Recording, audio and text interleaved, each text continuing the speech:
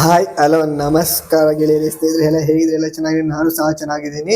ಇದು big boss season 11 ಅಲ್ಲಿ day number 85 ಅಂದರೆ 85 ದಿನ ಏನೇನಾಯಿತು, ಯಾವ್ಯಾವ ಟಾಸ್ಕ್ ಬಂತು, ಮತ್ತೆ ತಿರುಗಿ ವಾಪಸ್ ಬಂದ್ರ ಇಲ್ಲ ಅನ್ನೋದ್ರ ಬಗ್ಗೆ ಎಲ್ಲ ಸಂಪೂರ್ಣವಾಗಿ ಮಾಹಿತಿ ತಿಳಿಸ್ಕೊಳೋಣ. ಮೈ ಪಾಯಿಂಟ್ಸ್ ಅಂದ್ಬಿಟ್ಟು ಈ ವಿಡಿಯೋನ ಮಾಡ್ತಾ ಇದ್ದೀನಿ. ಈ ವಿಡಿಯೋ ಸ್ಕಿಪ್ ಮಾಡಿದ್ರೆ ನೋಡೋದು ಮಾತ್ರ ಈ ವಿಡಿಯೋ ಅರ್ಥ ಆಗುತ್ತೆ ಅಂತ ಹೇಳ್ತಾ ಈ ವಿಡಿಯೋ ಸ್ಟಾರ್ಟ್ ಮಾಡೋಣ. Let's start the video.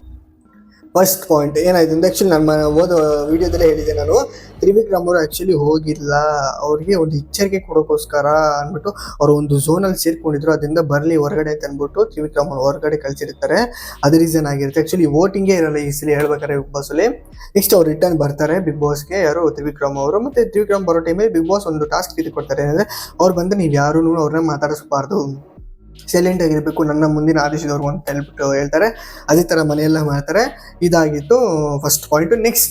Next ಏನೇನು ಒಂದು ಟಾಸ್ಕ್ ಕೊಡ್ತಾರೆ ಏನಂತಂದರೆ, ಮನೆ ಮಂದಿಗೆ ಸದಸ್ಯರಿಗೆಲ್ಲನೂ ಒಂದು ಎಚ್ಚರಿಕೆ ನೀಡೋ ಥರ ಒಂದು ಕಾರಣ ಕೊಡಬೇಕು. ಅದ್ರ ಹೆಸರು ಬಂದ್ಬಿಟ್ಟು ಬಿಗ್ ಬಾಸ್ ಕೆಫೆ ಅಂತ ಅಂದ್ಬಿಟ್ಟು ಆ ಟಾಸ್ಕ್ ಹೆಸರು. ಒಂದು ಸೂಕ್ತ ಕಾರಣ ಕೊಟ್ಬಿಟ್ಟು ಅವ್ರಿಗೆ ಎಚ್ಚರಿಕೆ ಮಾಡಬೇಕು.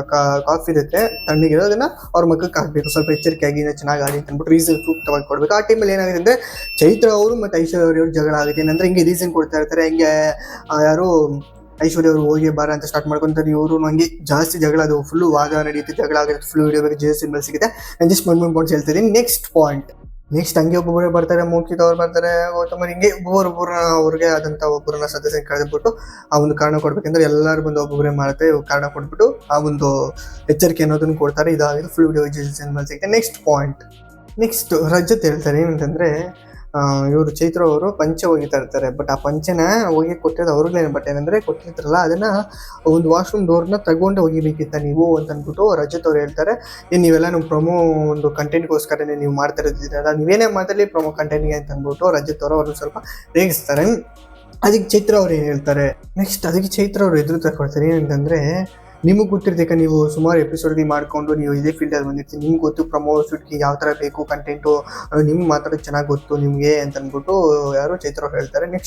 ನೆಕ್ಸ್ಟ್ ಇದೆಲ್ಲ ಆಯಿತು. ತ್ರಿವಿಕ್ರಮ್ ಮಲಗಿರ್ತಾರೆ ಬೆನ್ನೋವು ಅಂತ ಅಂದ್ಬಿಟ್ಟು, ಬಟ್ ಅದಕ್ಕೆ ನಿಂತೋಗ್ಬಿಡ್ತಾರೆ. ಅದು ಬೆನ್ನೋವು ಅನ್ಕೊಂಡಾಗೆ ನೀವು ಮಲಗಿದ ತಕ್ಷಣ ಅದಕ್ಕೆ ಕೋಡಿ ಕೂಗಿಸ್ಕೊಂಡ್ರೆ ಬಿಗ್ ಬಾಸ್ ಕಡೆಯಿಂದ ಇವರ ಕ್ಯಾಪ್ಟನ್ ಆಗಿದ್ರು ಭವ್ಯ ಅವರಾಗಿದ್ರು, ಅವರು ಒಂದು ಶಿಕ್ಷೆ ಕೊಡ್ತಾರೆ. ಏನಂದರೆ ಅದೇ ಫಸ್ಟ್ ಹೇಳಿರ್ತಾರಲ್ಲ, ಅವರು ಲೋಟದಲ್ಲಿ ನೀರು ಹಾಕಬೇಕು, 2 ಲೋಟ ತುಂಬಿಸ್ಬೇಕು ಸ್ಪೂನಲ್ಲಿ ಅಂತ ಅಂದ್ಬಿಟ್ಟು ಅದನ್ನು ಕೊಡ್ತಾರೆ. ಬಟ್ ಆ ಒಂದು ಮಾಡ್ತಾ ಇರ್ತಾರೆ, ಆ ಮಾಡೋ ಟೈಮಲ್ಲಿ ಇನ್ನೊಂದು ರೂಲ್ಸ್ ಚೇಂಜ್ ಮಾಡ್ತಾರೆ.